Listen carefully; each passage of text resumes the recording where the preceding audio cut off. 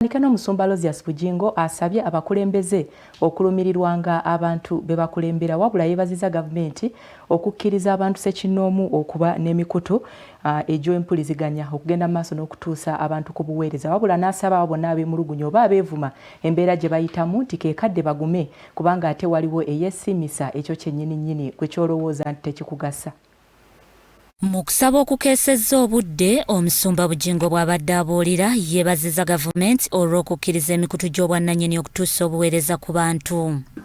Twebaza Mukama olwa gavumenti ya Yoweri Kaguta Museveni oba ya NRM okuliberalizinga ebintu ne tuba nga tulina medias ezaffe.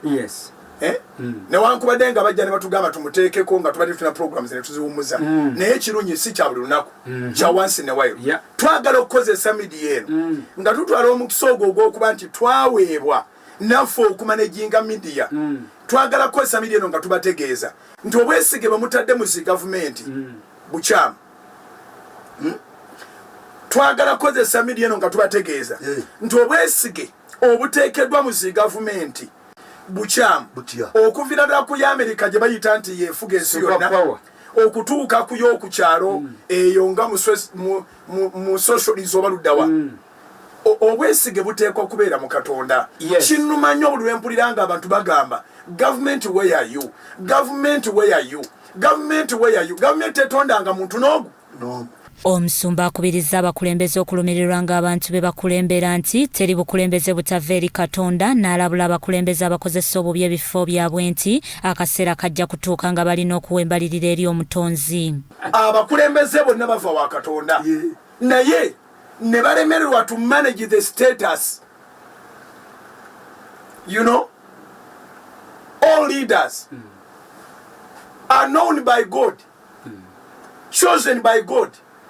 They are not leaders by default, but they have failed to manage the status.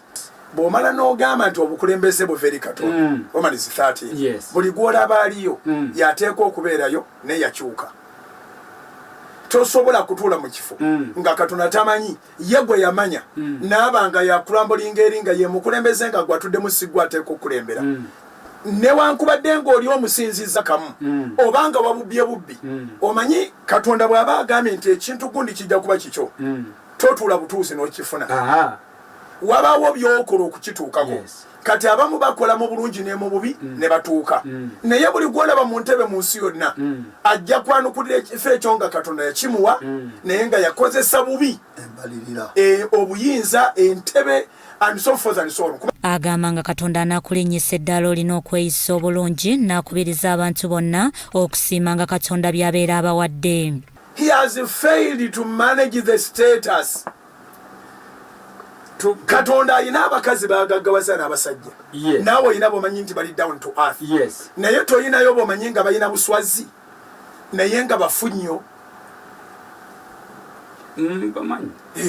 Lwaki bali abalala balina sente nnyingi nnyo naye nga olabanga olinganga gw'alina sente ku ye alabika nga akwetaaga nnyo okusinga bw'olowooza nti ate gwe omwetaaga. Humility kirabo kya Katonda ekiriko abo abakyetaaga. Buli muntu alinnye waggulu mutaawe Katonda yaba amutaddeyo naye amalala gege gagenda omuwa amatulayo era okutandika ogamba naye otasaana waawo. Ensi bw'abanga tukkiriziganya nti Mukama yafuga tewali afuga nga Mukama nannyini kufuga kwonna tamanyi. Abemulugunya ku buli nsonga Omusumba Bujjingo abasabye okukyewala kubanga bangi beegomba embeera gye balimu si buli muntu nti ali bulungi. Oli mu maaso waliwo eyeegomba okutuuka awo era nga yalaba bw'atuuka awo aba amaze. Waliwo eyeegomba okutuuka awo era nga yalaba bw'atuuka awo ayisa buyisa bwe batu maaso n'aga nti Mukama weebale nange onzijukidde. Weemulugunya ng'olekamu. Bikusakiddwa Basimbe Dan, Crossover TV, Omunnyo.